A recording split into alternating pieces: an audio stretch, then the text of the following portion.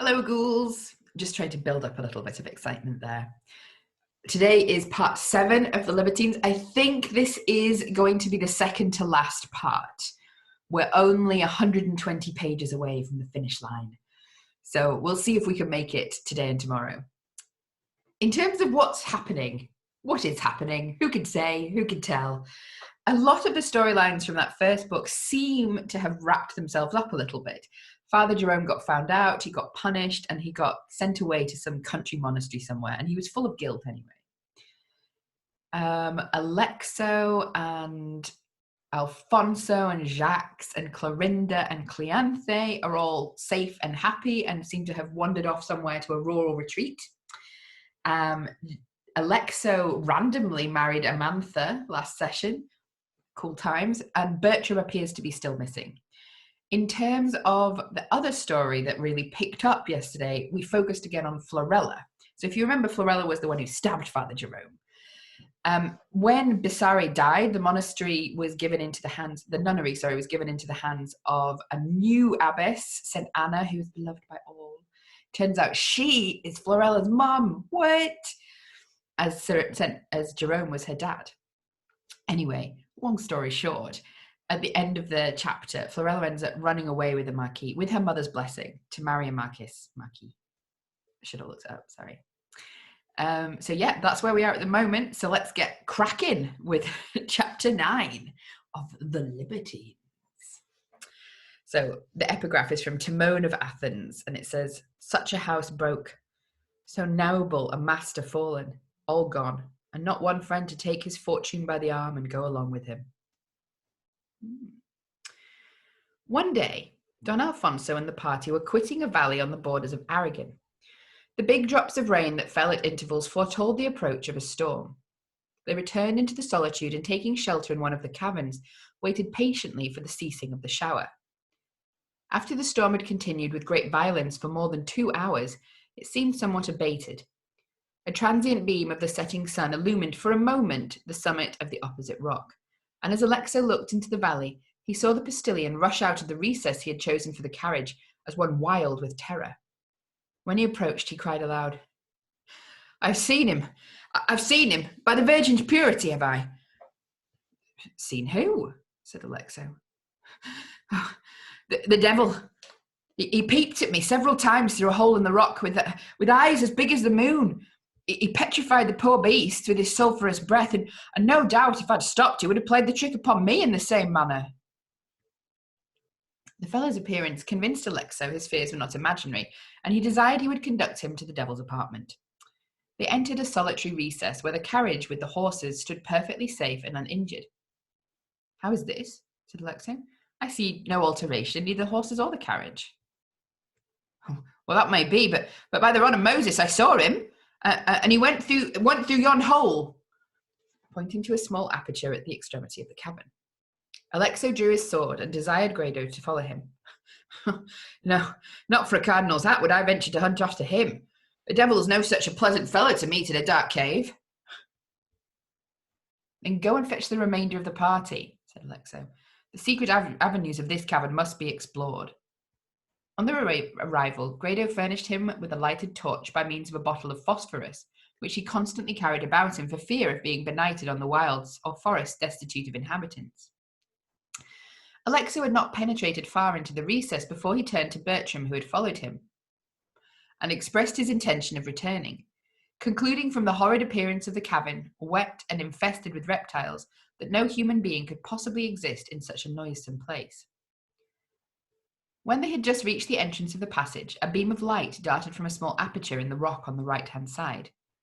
Alexo cautiously surveyed the spot, and as he was about to enter, a man, bearing a lamp in his right hand, clothed in a coarse woolen robe, girded about him with a knotted cord and with a beard of considerable length, intercepted him, and with a designing frown bade him depart.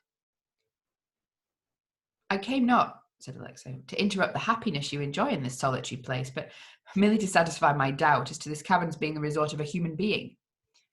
The man waved his hand for him to return. He instantly quitted the recess, and having reached the party, privately related his adventure to Alfonso. "Well, signor," said Grado, "have you discovered the print of his cloven feet? For they say that rocks harder than adamant receive the impressions of his hooves if he happens to walk over them. At this moment, a loud clap of thunder burst over the valley, and the storm, after a pause of some minutes, increased with redoubled violence. The beast, terrified at the quick flashes of lightning, became unruly. Grado attributed this circumstance to the devil he had seen in the cavern, and fearful of being swallowed by some infernal spirit, begged of them to depart instantly, and he would drive them to the village in no time. This proposal was universally rejected, for the ladies, fearful that the horses might overpower the rider, consented to remain in the cavern until the appearance of the sky was such as to ensure a dry and safe journey to the village. As they were waiting anxiously for the ceasing of the shower, Clancy sprang from her seat, and rushing into the arms of her father, exclaimed, "God of heaven, what dreadful form is that approaching us?" Alexo turned instantly and discovered the anchorite he had seen in the recess coming towards them. When he nearly reached the spot where the travellers were sitting, he thus addressed them. "Strangers, to me alone this gloomy habitation affords a pleasing asylum. To you who are familiar with the world, it is alarming, and my appearance, no doubt, is horrid in the extreme, but it is consistent with my own feelings and the duty I owe to my religious vows. The night seems set in with an awful tempest, the danger of crossing the plain at the extremity of this valley being very great after dark.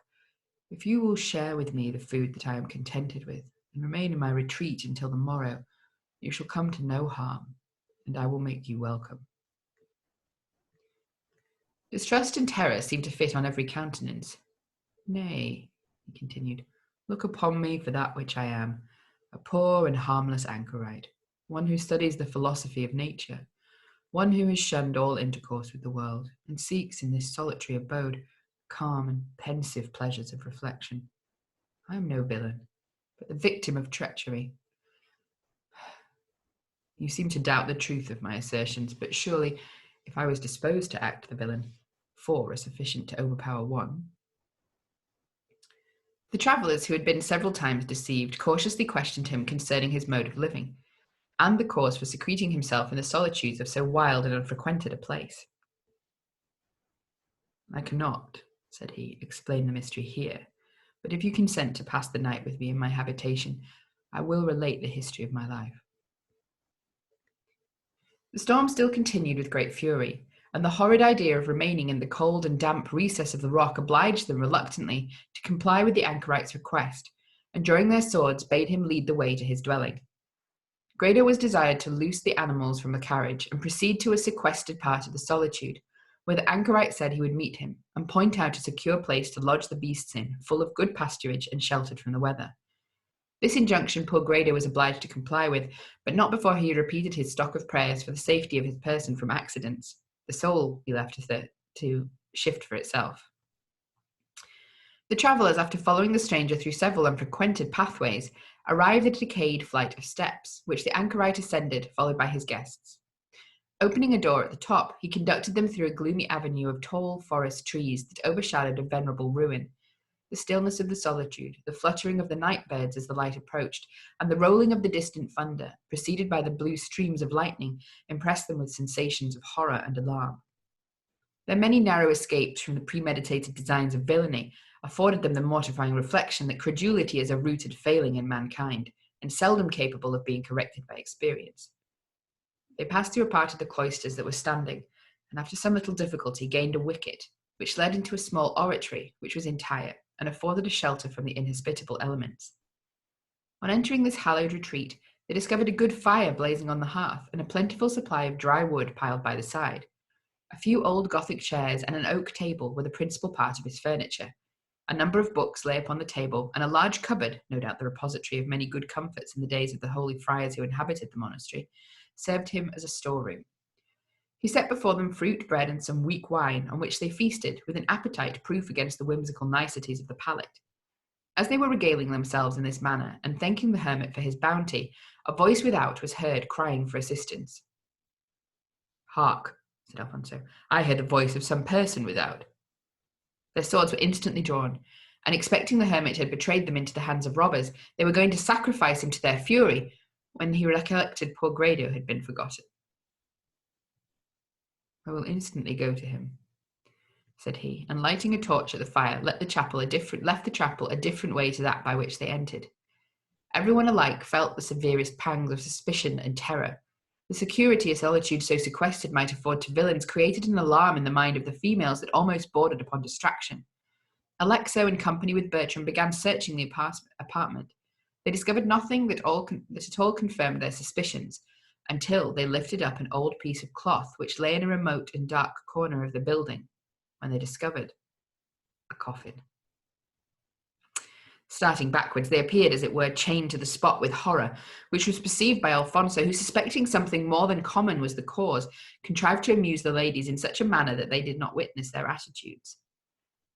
Alexo lifted up the lid of the coffin, and to their utter astonishment beheld the mutilated skeleton of a human being, a bloody female garment and a couple of gold rings wrapped carefully in a small piece of paper. A pair of white satin slippers ornamented with gold fringe were placed at the feet, and on the right side stood a small silver lamp. At the sight of this uncommon spectacle, Alexo shuddered with involuntary horror. Bertram carefully closed the coffin, and laying the pall over it, begged Alexo to secrecy as to the discovery. A light now flashed in at an old window near the door. The hermit soon after appeared with Grado, whose blooming countenance was become more than delicately white, occasioned by the terrors he had undergone since they parted with him in the cavern. As the night advanced, Bertram, anxious from the singular discovery he had made in the anchorite's apartment to hear the history of his life, ventured to request he would fulfill his promise and begin it. He readily assented, and after trimming the lamp and heaping some fresh wood on the fire, related his narration as follows. In the younger part of my life, I was passionately fond of gaming, a vice that too frequently entails upon its votaries distress and misery. It was my fate to be one of those unhappy wretches. I sighed in poverty under the disgraceful appellations of a gambler and a knave. My friends, who had so often enchanted me with that deceitful flattery which is in general lavished upon the man who revels in the company of those domestic robbers, with money and credulity, forsook me in my distress, and I was hurried by one of them to a prison. During my confinement, I contracted an intimacy with a Portuguese of genteel address and insinuating manners, who for some unknown reason was confined by the state. He had a never-failing purse, and we lived together in a state of affluence and luxury. One day he came into my room as I was dressing to dine with him and said, "I've received an order from the state for my liberty, and if you will accompany me into Portugal, your debts shall be paid, and a future maintenance provided for you." To this unexpected proposal, I readily assented, and after taking a jocose farewell of the prison, we proceeded to a tavern in the neighbourhood and regaled ourselves upon the dainties of the host's pantry. My brother, by some unknown means informed of my release, sent a message that he wished for an interview upon particular business. But being upon bad terms with him, previous to my confinement, I declined visiting him, and dismissed a servant with a letter to that purport. He was avaricious, bigoted to his own opinion, a man of immoderate ambition, and passionately fond of women. To these vices he added contempt for the deity, mocked every mode of worship, and continually associated with men of abandoned and dissolute characters. My Portuguese friend advised me by all means to see him. "He's your brother," said he, "and although he may have treated you in a manner unbecoming and imperious, yet the ties by which you are connected are so sacred that no motive whatever should induce you to disregard them as mere formalities." His speech operated upon me so powerfully that I consented to his proposal, and we went together to his house. Our meeting was reserved, and when he heard of my good fortune in having procured the esteem and friendship of the Portuguese, he became jealous, and now and then discovered the nature of his disposition in sentences of irony applied to me, which ill-suited to accommodate our disputes. We parted at night, somewhat more friendly than we met, and the Portuguese and myself, after bidding him farewell, went to the theatre. Before the curtain was drawn up, we entertained ourselves with indiscriminate remarks upon the company as they entered the boxes. Our inquiries and wonderings were continually answered by a little dapper, sharp-sighted fellow, who appeared to know every individual with more than common accuracy. And who is that lady? Said my friend. So young and beautiful, and yet clothed in mourning. Well, that is the wife of Don Rodrigo, noted libertine, said the man. He has been married to her about 7 days, gratified his desires, picked her pockets, and has now discarded her upon the unfounded charge of incontinence. You may guess my astonishment when I heard this barbarous accusation against my brother, but I knew him to be capable of executing any vicious project if it appeared likely to benefit his finances. The scornful reproaches of mankind made no impressions on mind like his, incapable of reflection, and a heart steeled against the dictates of honour and humanity. The curtain at last drew up, and indeed it was a lucky circumstance, for we found our acquaintance a most impertinent, loquacious fellow. We sat the play through, and then retired to our hotel. In the morning, the Chevalier Renandez, for that was my friend's name, received letters of importance that recalled him instantly to Portugal, and for which kingdom we set out post the same evening. On our arrival in the city of Lisbon, I was introduced by the Chevalier as his intimate friend and acquaintance to the family where he resided. They received me with distinguished politeness, and a few weeks after I had been there, a young Spanish lady, accomplished and beautiful, paid me particular attention. She was an orphan, and possessed of considerable property in the province of Old Castile. Her insinuating manners, together with her personal beauty, failed not to force from me in secret the severest pangs of a growing passion. We frequently met, as by accident, in the solitary walks of the garden. One evening, as we admired the beautiful scenery which surrounded us, a burst of passion overpowered the doubts we had hitherto mutually entertained of each other's affections. And as the passing clouds dimmed the lustre of the moon, we sealed that bond of love with 1,000 hallowed kisses. She then told me the Chevalier, my friend, was her guardian, and in possession of her property.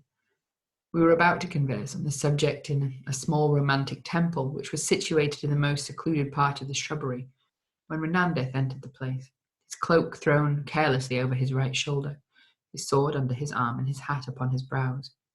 He darted a furious look at me, and then told me with a menacing frown that I had better leave Lisbon without delay.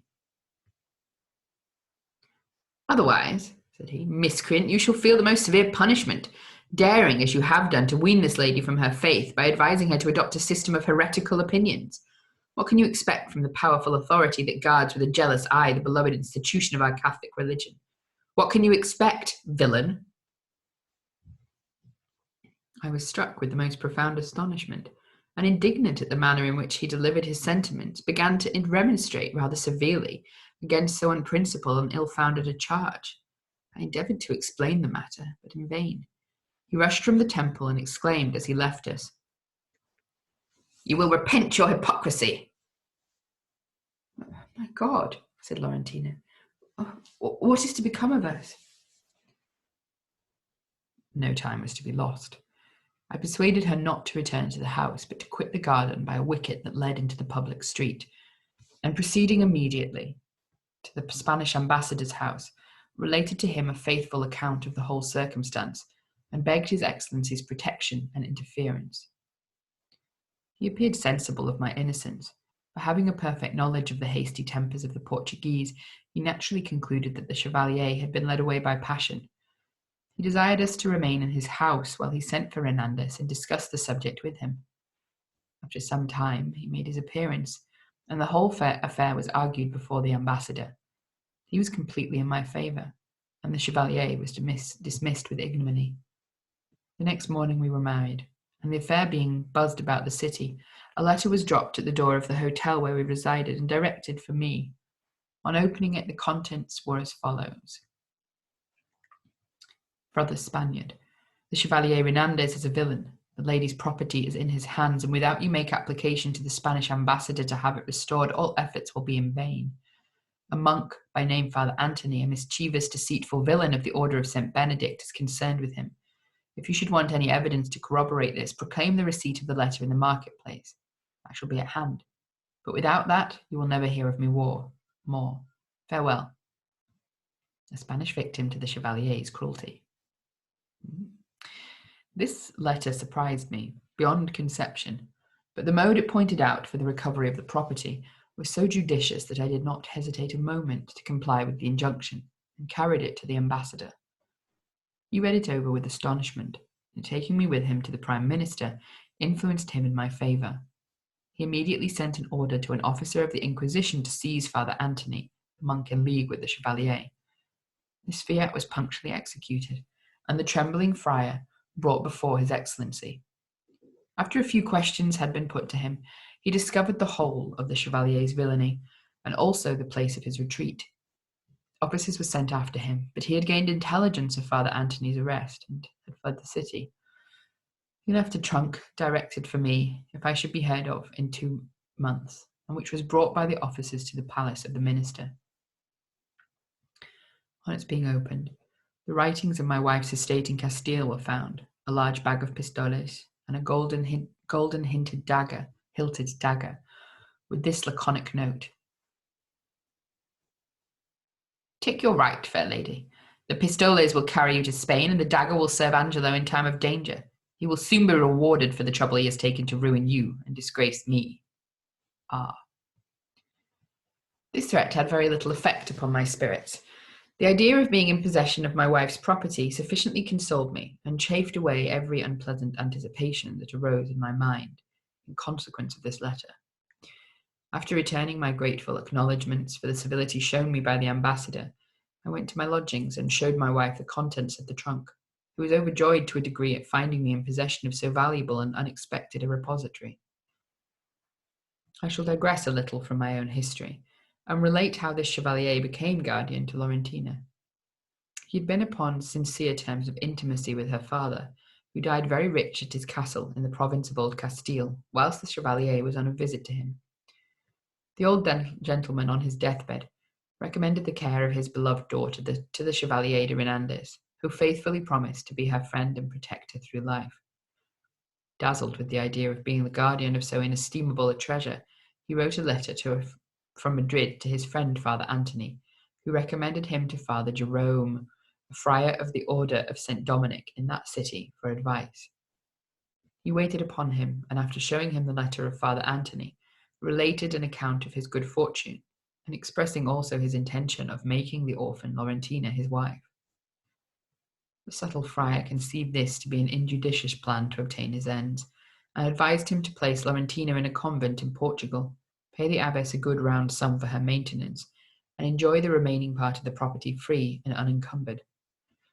This iniquitous proposal elated the abandoned Renandes beyond conception, and repairing to the castle, he sent Laurentina, under the protection of a faithful servant, to Lisbon, and ordered him to lodge her in the house of Donna Melinda, an old procuress of his acquaintance, until his arrival. As Renandes was one evening crossing the street in which he lodged, a man seized him by the collar and carried him to prison. The friar, alarmed for his friend's safety, procured through his inquisitorial interest his release, but no person, not even Renandes himself, ever knew the cause of his arrest and confinement. This accident procured me his friendship, and the consequent adventures of which you are in possession of. My wife now insisted upon leaving Lisbon for her native country. The family castle being now in my possession, I determined to reside there, and dispatched domestics to prepare it for our reception, as it had not been inhabited by any person but a poor farmer and his family since her father's death. We arrived at the castle, after an agreeable journey, early in the evening of a very fine summer's day. The approach to it was through a valley, surrounded by the wild scenery of nature. A venerable ruin, as we passed it, silvered with age, threw me into an enthusiastic rapture, and naturally fond of romantic edifices, I saw the departing beams of the sun reflected by the glittering vanes upon the towers with more than common admiration. As the great gate opened to receive us, the old hoary porter added to the beauty of the castle. We were welcomed with a profusion of low bows and congratulations, and a good fire blazed in the hall to comfort us, as we regaled ourselves upon the dainties set before us by the peasant. My life now became the scene of unbounded pleasure. Laurentina, with that unaccountable delight with which the mind is often impressed on revisiting scenes where the days of childhood glided away in the enjoyment of unrestrained felicity, wept as she seated herself in the room appropriated by her mother for her education, and passed the hours of evening in visiting the galleries and chambers of the castle, and pointing out to me as we wandered through the beautiful vistas of the garden the particular spot that her mother frequented. And through the tall trees' foliage in the wave, the light of many stars reflected shone, and lonely Philomel with plaintive song cheered the wild paths of solitude. 3 years were spent in uninterrupted bliss, and a beautiful boy was the fruit of our mutual loves. One night, when the family had retired to rest, I was alarmed by a loud knocking at the outer gate of the castle. I rose and dressed myself, and as I was descending the great staircase, the porter rapped at the hall door and informed me that 3 or 4 travellers were at the gate, and amongst them, he said, was my brother. This circumstance greatly astonished me, for I had heard nothing of him since we separated at Madrid, previous to my departure for Lisbon with the Chevalier. I accompanied the porter to the tower window, and by the light of my lamp discovered my brother, mounted on horseback and attended by 3 or 4 domestics, armed, and 2 other persons. On seeing Rodrigo, I ordered the gate to be unbarred and admitted them into the courtyard. Although the treatment I had received from him rather merited my reproach and scorn, yet, conscious of the infallibility of human nature, I received him with all the ardour of friendship, and a friar who accompanied him with respectful civility. He made 1,000 apologies for not paying me a visit before, but said in excuse that he had been to the settlements in Hispaniola upon important business for the state, and had not returned to Madrid above 2 months. I knew he was connected with a party of vicious young noblemen who hovered about the court, and therefore did not doubt the truth of his story. After they had refreshed themselves upon some cold venison and the best wine in my cellars, lamps were provided for them, and each was shown into his apartment for the night. In the morning I introduced Laurentina to my brother and his friend the friar. We passed several days in great conviviality and friendship. On the night preceding the day fixed for my brother's return to the capital, as we were at supper, Laurentina, after tasting some wine in a goblet, presented to her by one of the monk's servants, suddenly shrieked aloud, falling back in her chair, apparently expired in strong convulsions. Every effort to recover her was ineffectual. She was carried a corpse to the cedar chamber. It's impossible for me to describe my situation of mind.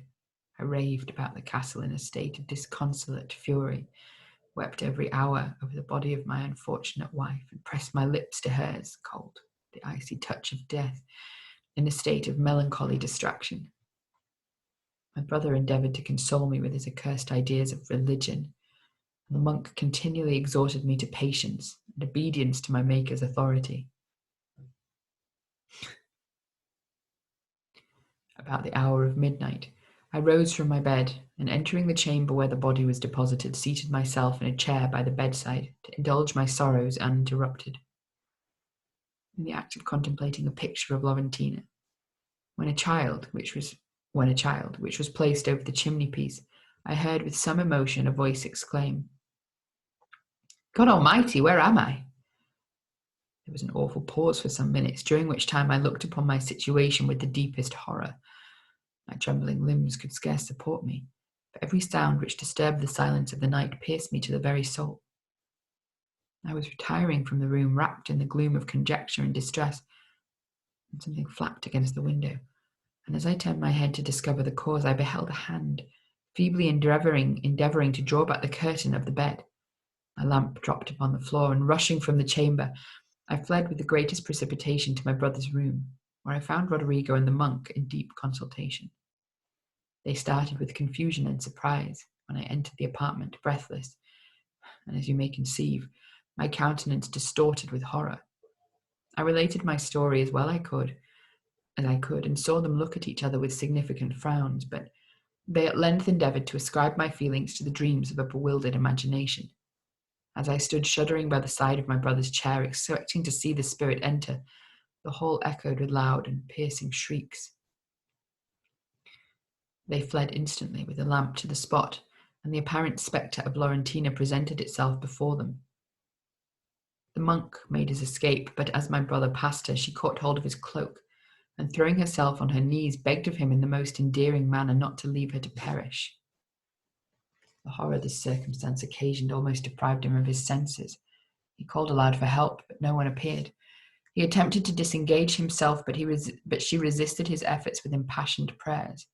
He groaned with horror and was on the point of falling senseless on the ground when she called him by his name and wept.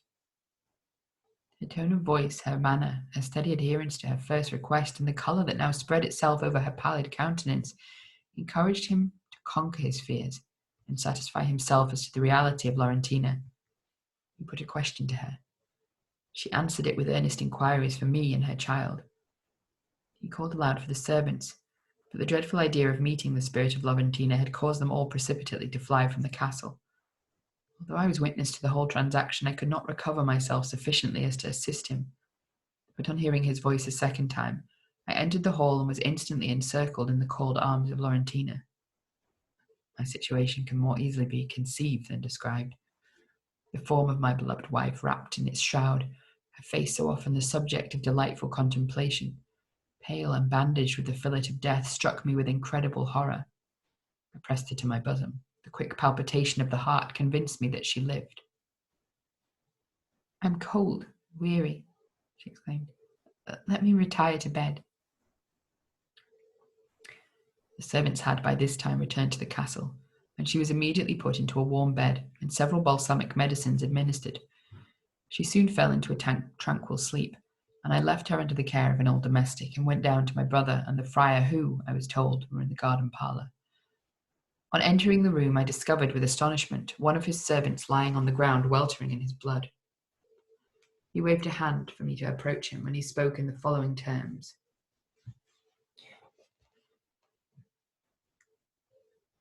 "It was me, you discover, the wretch who attempted to poison Laurentina. It was by the order of Renandez, who impersonated the monk. Beware of his villainy. If I had succeeded, you was to have been dispatched tonight. Your brother is, by profession, a robber, and connected with a desperate gang of villains that infest the neighbouring forests. They will arrive here in an hour by appointment. Renandez has stabbed me in his anger for failing in the execution of the deed. Oh, God!" The ruffian turned upon his side and expired. I rushed from the room to Laurentina's apartment, and I entered the chamber with impatient distress. I discovered the monk, coming from the bedside with a poniard crimsoned with blood in his right hand. On seeing me in the room, he drew back the curtains and beheld my unfortunate wife in the agonies of death from 2 stabs she had received in her right breast. He darted a furious look at me, and stripping off his habit, "Behold," said he, "the man whom you, while basking in the sunshine of his friendship, disgraced and ruined. But the hour of retribution is arrived." As he exultingly stretched forth his hand, which grasped the dagger, still reeking with the blood of innocence, I seized him by the throat, dashed him on the ground. The violence of the fall enabled me to wrest the poniard from his hand, and as he poured forth his blasphemous execrations, I plunged it deep into his heart. The awful time of night and the death-like stillness which reigned in the chamber impressed me, as I stood between the bodies with feelings never to be described. But when I turned and beheld Laurentina, a beauteous victim to the resentment of a barbarous villain, I stamped upon the body of Renandez and repeatedly stabbed it amidst the wild ravings of despair. Unconscious of my perilous situation, I stretched myself upon the bed in the agony of grief by the side of Laurentina's bleeding corpse. At that moment, the alarm was rung with great violence. Under an idea that my servants were coming to assist me, I rushed into the gallery and, oh God, saw with deepest anguish my helpless child hurried by 2 ruffians through the hall into the courtyard. And concluding they were his murderers, I raised the poniard to my heart, and as I was about to end my miserable existence, a blaze of torches burst through the Gothic windows in the hall. In an instant I saw my brother rush in at the folding doors with a naked sword in his hand, followed by 5 or 6 ruffians. "Renandez," he cried, "some of our fellows have dispatched the domestics. Angelo is our prey. He must be found ere I can call the castle mine." My desperate situation gave fresh vigour to my almost expiring senses. I hastily retired to the bloody chamber, and wrapping the body of Laurentina in the monkish habit of Renandez, took it in my arms and fled down a private staircase into the subterraneous passage which led to a pile of ruins at no great distance from the castle, and from which I penetrated by a private pathway to a wild recess in the neighbouring mountains. Here, as the moon shone through the branches of the shrubs that grew upon the rock, I knelt by the body of my wife and devoted many hours to prayer. And when morning broke, I sought out the most private cabin in the rock and secreted myself in it until the approach of evening. And stripping off the bloody robe, I buried the body of Florentina in a dell, where the earliest flowers of spring grow in the most beautiful and wild luxuriance. The habit of Renandes served me as a disguise, and I passed into this province as a wandering and distressed friar, determined to end my days in the gloom of solitude. I was cheerfully admitted into the convent of the Frères Misericordiae, and have been ever since supported by the order. My melancholy turn of mind became the subject of their surprise and compassion, and to free myself from any inquiries which might tend to discover the cause of my sorrow, I requested permission to retire into this solitude, to attend daily at the monastery for devotion and sustenance. My request was instantly gratified, and many long, tedious years have I lived secluded from society in this remote and unfrequented place. My affliction has been in some measure solaced by the idea that a just God will one day avenge my calamities, and in his mercy pardon the murder of Renandes, for no slumber seals the eye of Providence. Every year on the eve of Nativity have I made a pilgrimage to the secret tomb where the body of my beloved wife mouldered in the unhallowed dell, and brought back as many bones as I could conceal. In a sepulchre among the ruins of this abbey I discovered a coffin entire, and moving it into this part of the building, deposited in it the bloody garment, the bones of Florentina, and the dagger with which I dispatched the villain Renandes. He rose from his seat and pointing to the coffin. Yonder, he continued, is the monument of my heart-rending misfortunes. Nightly, by the shade of that awful spectacle, I pray for the repose of Florentina's spirit, and make it my pillow, and fatigued with watching, I drop into broken slumbers. When I last visited the tomb, I approached near the castle to take a last farewell of a residence once the seat of uninterrupted happiness and connubial bliss. I found it reduced to ashes by fire, the spot totally deserted. My meditations as I gazed upon the ruins were those of a philosopher taught in the school of misfortune how little must be expected from gratifying the intemperate calls of ambition, and how vain the boast of one moment's happiness. Merciful God, cried Alexo, do I find in this miserable habitation and clothed with this wretched apparel a father? Exclamations of horror and surprise burst from the other travellers, whilst Alexo, almost insensible with rapture and astonishment, fell at the feet of Don Angelo and bathed with his tears the hands of his disconsolate and unfortunate father. Alexo recollected with horror the bloody chamber they entered when in search of Cleanthe, little suspecting at the time he was surveying it that it had flowed from the body of his murdered mother. He approached the coffin. "And are these the remains of the unfortunate Laurentina?" he exclaimed, with an affectionate sigh. Although torn from her at an early age, the faint recollection of her endearing sympathy for him when a child, united with the tenderest feelings for her fate, caused him to feel the most acute sensations of distress. His father, who had now recovered from the unexpected shock his senses had sustained by the discovery of his son, came to him, and with tender admonitions persuaded him to leave the coffin. "You have seen, my father," said Alexo, "but one instance of my uncle's cruelty. I have been witness to many, but he was advised to acts of villainy by that fiend of hell, the friar of St. Dominic." Alexo now repeated to his father every incident that had happened to him since he arrived at the age when the mind is capable, by reflection, of feeling the severities of misfortune. "My uncle," said he, "has by this time expiated his crimes upon the scaffold. His daring robberies and cruel treatment to the unhappy sufferers that fell into his power have at last deprived the libertine of existence. He restored to me, previous to his condemnation, the writings belonging to an estate in Extremadura. I am now going to Aragon to reside with this lady, to whom I am now espoused, upon the family estate of Don Alfonso, her father." Alexo then questioned Angelo how Rodrigo became possessed of the title to an estate in Extremadura, and the reason why he did not revenge his unnatural cruelties by an application to the officers of justice for apprehending Rodrigo and bringing him to trial.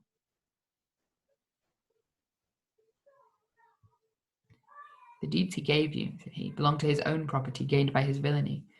Too well aware that Father Jerome was his adviser in the business, I was confident that his influence in the Inquisition would have effectually prevailed over truth and justice, and that I should have fallen a victim to my own temerity if I had made application for his arrest. I therefore was determined to seek out a solitude where I might spend the remainder of my days in reflection and tranquillity, and if an opportunity never offered to be revenged upon him, to die in obscurity. The party was alarmed at an unusual noise behind a mouldering pedestal, some little distance from where the coffin stood, but on searching the spot they discovered it was poor Grado fast asleep and snoring insufferably loud. The new approach of morn was announced by a clock in the neighbouring convent, and the party, after a little refreshing sleep, roused Grado from his hallowed repository to prepare the beasts and carriage for the journey. Don Angelo was with great difficulty persuaded to leave his favourite melancholy haunt and retire with his son to the chateau at some distance in the province. But before he complied with the request, he begged that Alexo expiated his crimes. He begged that Alexo, page jump. He begged that Alexo would accompany him to the spot where he intended to deposit Laurentina's remains. They bore the coffin on their shoulders to a monument situated in a retired and gloomy part of the ruin. An undulating stream which flowed near it refreshed the profusion of violets that grew beside its course. The tall cypress sheltered the silent walk from observation, and the mournful gloom of the surrounding scenery realized in effect the beautiful exclamation of an inimitable author. Oh, bear me then to vast embowering shades, to twilight groves and visionary vales, to weeping grottos in prophetic gloom, where angel forms athwart the solemn dusk tremendous sweep or seem to sweep along, and voices more than human through the void deep sounding seize the enthusiastic ear. Angelo, after rolling away some mossy fragments from the entrance of the sepulchre, deposited in it the coffin with its contents, and fixed the following inscription over it. In this coffin lay the mouldering bones of Laurentina, a native of Old Castile and wife of Don Angelo. She was murdered at the instigation of Don Rodrigo, her brother-in-law, by Iago Renandez, a cruel assassin.